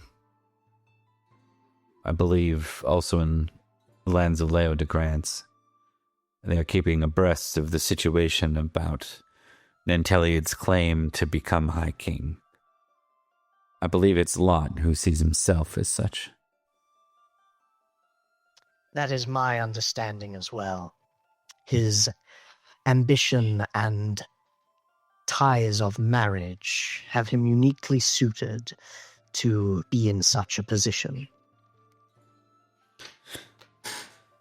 It's just a matter of who else will see it that way and who he can persuade through force of arms. And it is indeed worth noting that their force of arms goes untested. Perhaps this was a measure of showing that force. All they've done with it in the last few years is organize the picks. But now that they've brought it in successfully to face Malahut, they've shown Malahut that it's unwise to oppose them. Indeed. An act of intimidation more than conquest. I believe that might be the case. It's a bit of a surprise to all involved. I can imagine so. I also imagine that the ambitions are not yet curtailed. As long as they can ensure that they are not fighting the Centurion King, they have a path to bring said force to bear. Thank you, Lady Violet. I shall keep this in mind while I am up there, unfortunately without an army. But she says as you go to leave, if you were to ask me, I think this move is in response to the Winter Prince naming himself as the heir of Uther Pendragon. Is this... I think this is really used to Edrich. Possibly. I think his eyes, even on the crit intrigue, his eyes widen and says, "What? When did this happen?" Rumors out of Summerland and out of Cameliard. I see. Things are moving apace, it seems. And I think, that gif where the algebra signs show up on the woman and she's thinking, he very much does that as he goes through a number of scenarios in his head and says, "This is very useful to know. Unfortunate that I did not know it myself, for it has the potential to change a great deal of the political landscape. Thank you, Lady Violet." Be safe. And you as well. All right. That goes to Virgil next. Virgil turn to do Virgil things. Okay, so he does have something he needs to interact with Edrich for, but I don't think it needs to be a full turn, so it can wait till the end of the feast. If that is a schmoovy. Yeah, that's fun. Groovy and schmoovy. Okay, in that case, one more turn of cards. Draw one. Draw two. Serving goal flirts again. No. Leave me alone. Oh, sage advice. The host All right, there we go. saves you again. Yeah, every time you just see her like circling to find a moment, and then there's Robert ahead of her, just blocking the moment. Oh, I'm either harassed by women or children. There's no in between. Okay, Not just the men, women and children too. they're women and children too. He's asking me for some advice on problems with another knight. This is not the first time I've given him advice on a knight. Let me roll first, and then we can figure out what the situation is past that. Yeah. Yeah. Why don't you roll? Yeah. Why don't you roll that first, and then roll 2d100 for me as well? Nice. Yes, Captain. That is a 52 and a 95.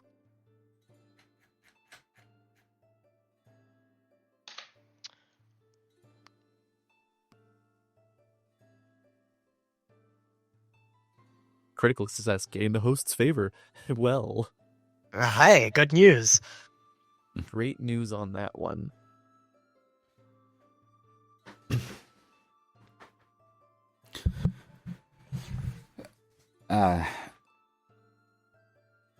Virgil, I hope you're doing well.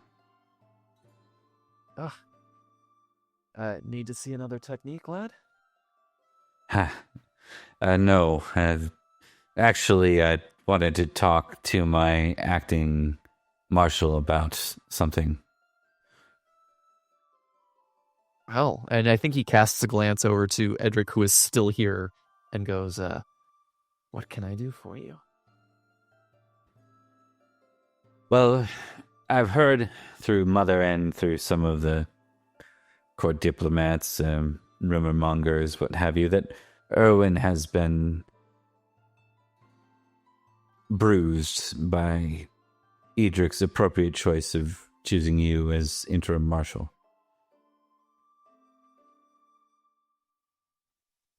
I see.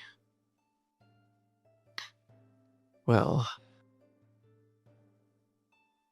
I have known Erwin for some time now. And he would have been a very capable choice as well. But I'm sure he understands, as I do, that these times that we're in have called for a changing of circumstances.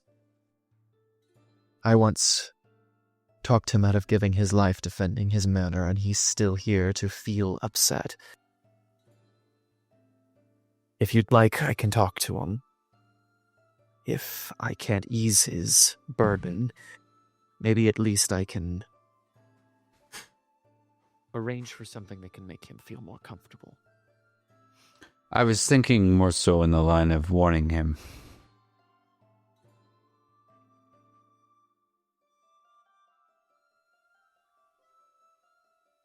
Are you concerned that he might dissent from this choice? At this point, dragging one's heels is the equivalent of dissent. We need to move as one.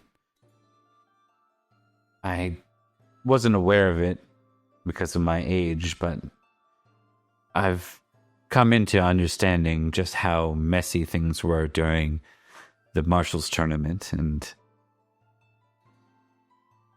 how it was rectified between Erwin and Edrich. It seems that whatever this is brought back those old challenges, and I want to make sure he understands that I'm serious. There's a place for that. Certainly. You know that I believe that in my heart. Otherwise, I wouldn't have put together the things that I have. But I also know that there are different kinds of dissent. There are the kinds that come as speech, kinds that come as thought, and the kinds that come as action. There's a wisdom to knowing the difference between the three, and a risk in acting too boldly and too strongly, too decisively. As a leader, it's important for you to know your heart and the hearts of your men, to make sure that you can act swiftly. But there can be dangers to acting without thought as well. May I suggest, the hounds exist as a means of a hammer, or an anvil, rather. But they were never meant to be the first line of defense. Perhaps it'd be worth it to ask your mother or your sister what they would do about the situation as well, and compare my response with theirs before you act.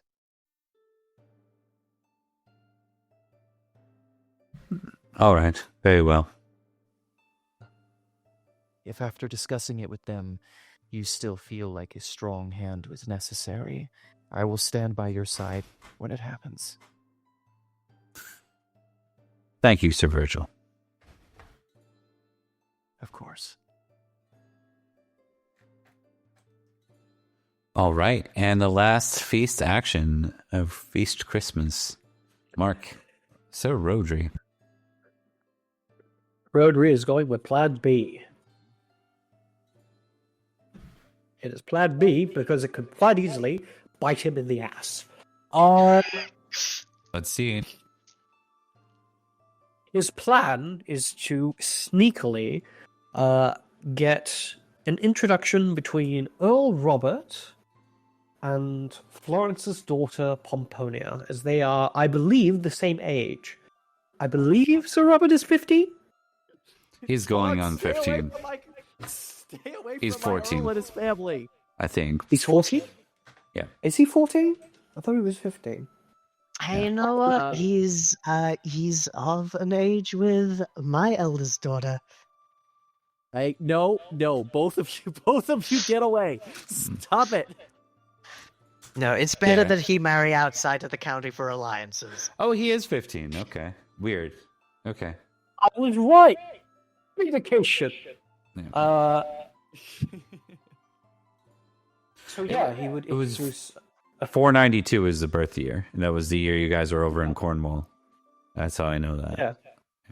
It was the same year Florence's son was born, I believe. So he's also 15. But yes, he would seek to. Do you have twins or different mothers? I'm trying to make sense of that. Huh. You have a point. Yeah. Why did I put her as 15? Yeah, I don't think she's 15. Because you had a son first, She's right? 14. Yeah. I think I did math wrong. It's not, it still works for, I mean, most of the time, like, it's actually rare that someone would be Robert's age and not be betrothed, given his position. Yeah. Blame that on Anarchy. Yeah, exactly. Well, in either case, he would introduce Pomponia to Robert using his subterfuge, setting up a moment to happen between the two of them, just to see what would happen. It's a cute little. At this point, it's all in the hands of the fates. Or the hands of God, in this case.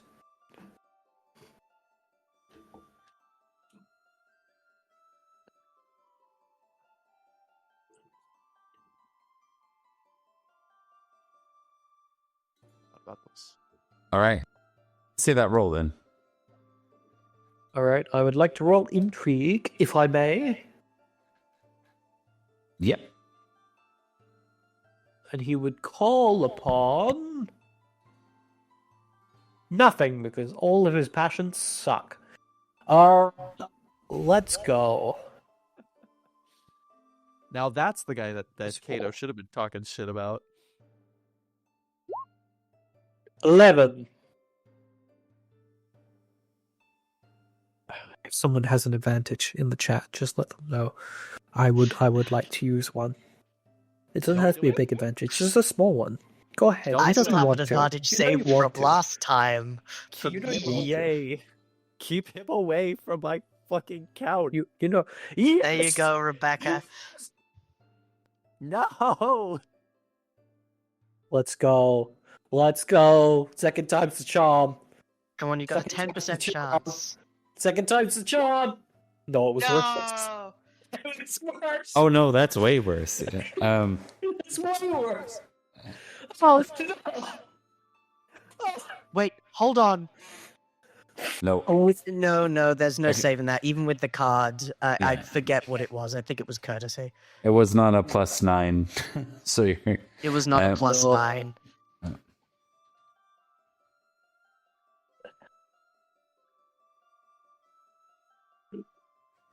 Yeah, so you know, you did everything you could as Rhodri, and then you like sit back and you watch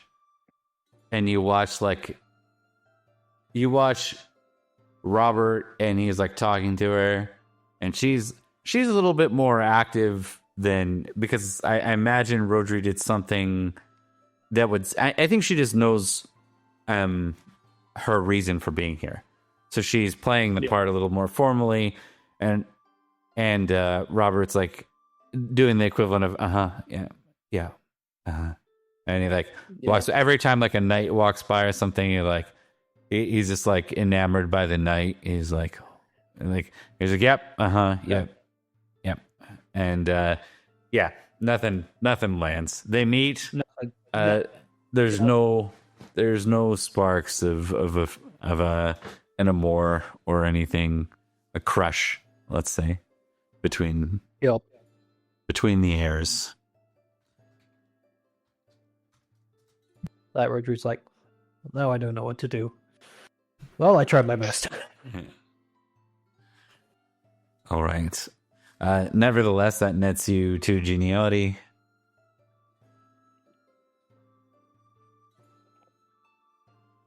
All right. And we're going to zoom in. I think Virgil wanted a moment with Edrich as we close the feast here. yelling at your kid. I think just as Edrich is preparing his fight, his final preparations to make way, I think Virgil kind of comes storming up, just like not super publicly, but like not privately either. Yes. I think as he makes his way up, he goes, "Edrich." Sir Virgil, you seem ill at ease. Why might that be? I cannot begin to know. I assume, like me, you worry for this county. But perhaps you might illuminate me. I won't forget that you named me. But I won't forget the other elements at play. And what might those be? You've been pushing a boulder uphill for some time. You and I thought we were brothers once. But more and more, I'm not sure what you are. I didn't challenge you. We did not fight the last time we spoke like this. But you do not talk to my family like that.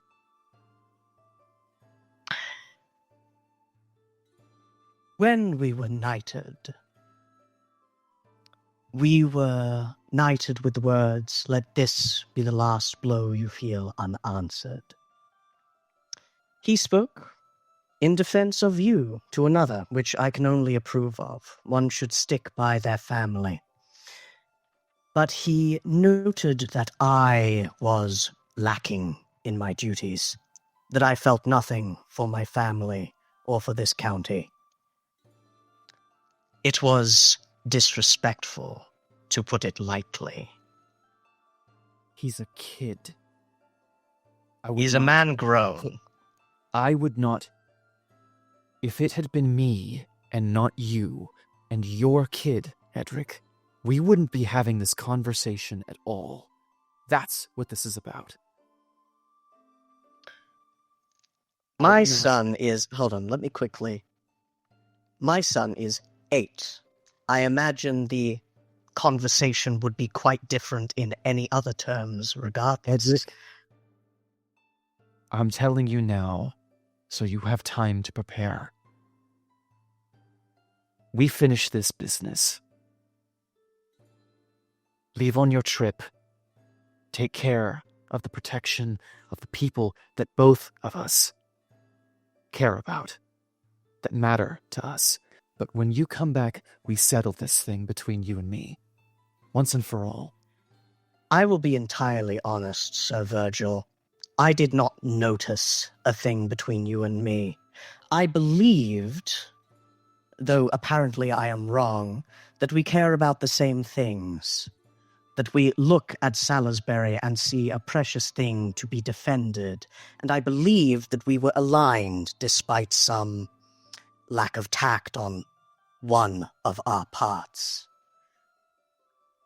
If this goes beyond a misunderstanding and into antipathy towards me, I can assure you it is not returned.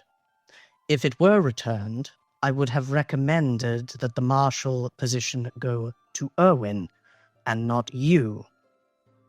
I still care for you, as indeed the bonds between the house of Winterbourne, Stoke, and Durnford remain. I'm out. Yes. I know this is important, but I think my Yeah. cat's getting into a fight. I'll be right back. Absolutely, Sorry. 100%. Sorry, everybody. I was on a roll! We're going to say, you know what we're going to do? We're going to throw in a curveball and say that Robert approaches just like completely unaware that this is happening. And so everyone, like, it kind of cuts the conversation short there, as most TV shows and things do. And he's like, When it comes to taxation. he's like, Edrich and Virgil, it's good that you have this opportunity to say goodbye to one another. Yes. Yes, it is. Okay. And then we're going to cut scenes here to one final bit because we are nearing an end, and this will give Liam a chance to kind of deal with that because I imagine that would be stressful. And also, I can tell Mark's like silently being a trooper and / dying at the same time. I'm slowly dying. Yeah, I can tell. Remember to drink water. I remember being on streams when I'm in that position. It's been a long time since I've had a cold, but I used to have like a permanent cold, and it was never the best when your eyes are watering and stuff. So we move away from the feast, and we move to the conversation or the feast that Florence is at. Why don't you roll me a d10? Let's see if there are any curveballs.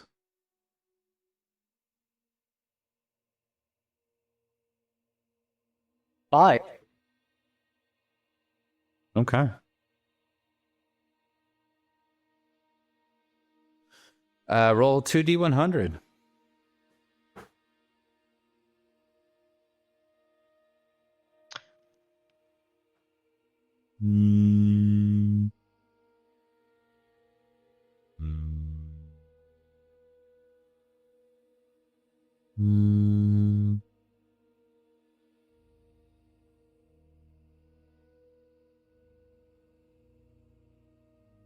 Oath breaking and dysentery.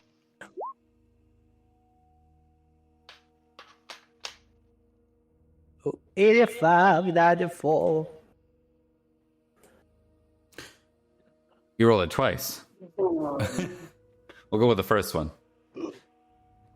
So, as we zoom in here, we see the conversation play out almost exactly as Mark suggested it might.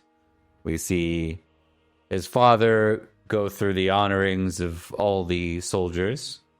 A piece of knowledge that you have that others didn't quite yet have. The sue for peace was successful. Meliodas has returned and is here at the winter feasts. Logres once again has Somerset, not King Nanteleod. And it's been given to King Cadwy, but also to Prince Finnegan, a Winter Prince. So Cadwy is the first to have accepted the Winter Prince as his heir, or as his liege, as the heir of the Pendragon line. At this point, the matter of the county of Devon comes up. And it's at this point, I'm going to get you to make a roll versus Irwin. It's all on the line here, and there's no passions you can add. You are simply rolling your loyalty. It has to be specifically your loyalty to your liege, not to the Pendragon. You get to add a +5 for your maneuver at Great Bridge, which came off as, thanks to Mark's kind of pitching, as not a dissentful move. All right. Loyalty Lord +5. This is all for the marbles. A 19. The only way he can beat you is with a crit. It's a crit.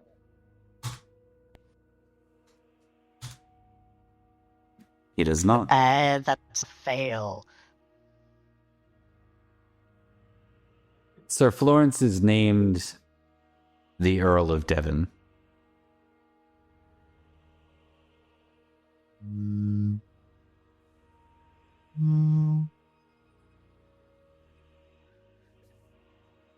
Is there anything you want to zoom in on in this moment? I think probably it would be Florence kneeling before the king, as I assume he's given the title formally. Then he rises, and then he makes his way back to his most loyal council. As he looks at them all, nods and goes, It is time we make the final preparations. This is the year a new king... Actually, no, he'd say... A new king will rise. And we will serve the land. At this point, you receive orders. Those men that you are leading, they're summoned under your leadership to Exeter. Yep. As you arrive, you see that you aren't the only one here with a militia, that there are others. More importantly, you see a fleet of ships in the bay. All right. These aren't Cornish ships. These are Saxon ships.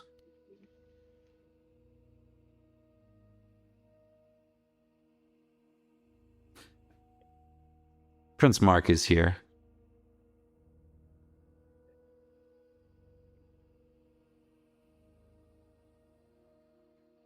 My Prince, where is it our next conquest shall lead us? We make way to Wessex.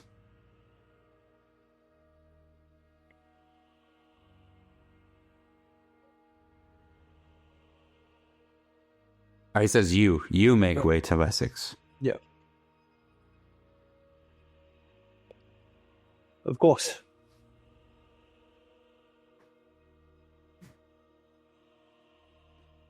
As we close out the night, we zoom in briefly. This will be in the spring, so we don't know what happened with the winter phase yet. But Virgil, as acting marshal in the very early spring, like before one would move armies, you received news from the ruins of Winchester. King Cerdic and his men have come out early. They've seized the ruins, and they hold it now.